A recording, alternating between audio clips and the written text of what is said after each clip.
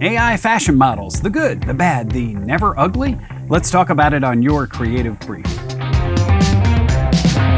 Hey, welcome back to Your Creative Brief, Season 4, now on LinkedIn. As always, I'm Mark, your host, and I love giving you quick, actionable tips on everything branding and marketing.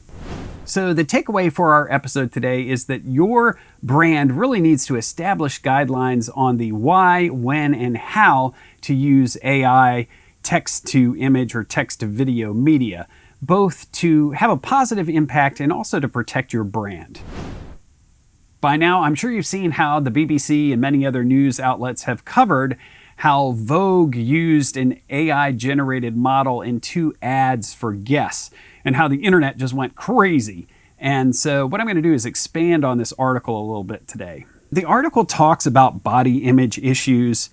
And were these AI images in the Guess ads body positive? Not really, but not really worse than anything else that fashion magazines put out or Guess typically shows in its ads. In reality, this country has been using idealized or manipulated images of women in advertising for over a century now.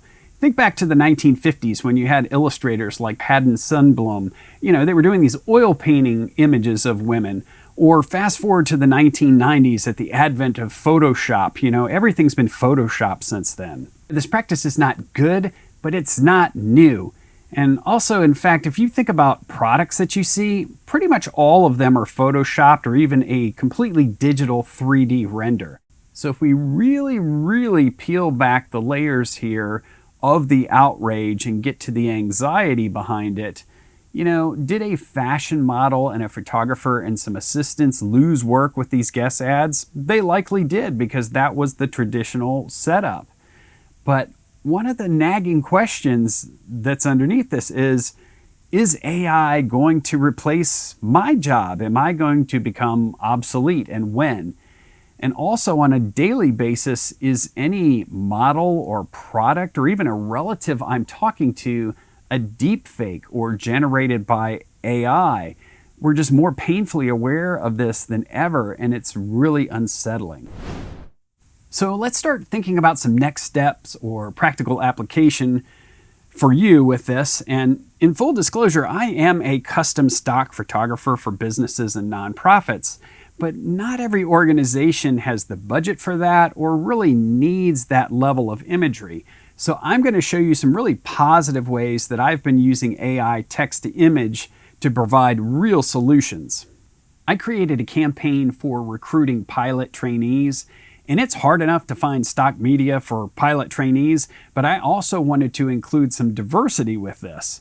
And this client really didn't have the budget, and it was a 3-day turnaround. So I made AI images like this one showing an African-American pilot trainee. And I didn't put anyone like a model out of work because this client, again, did not have the budget nor the time to do a custom shoot. And I was able to include diversity, which is a positive. I also do work for the mental health industry, and I wanted to create this image of a body-positive, middle-aged Hispanic man to reduce stigma. And to do that, I had to turn to AI. It also helps me get around problems with HIPAA compliance because I can't show a real patient because of privacy issues. So here again, AI can be a positive problem solver.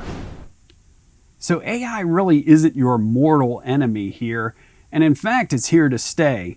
If you go back to Season 3, Episode 3, I actually talk about crafting an AI policy then because I think certain commercials, like car commercials that show simulated AI footage, are going to need to disclose that.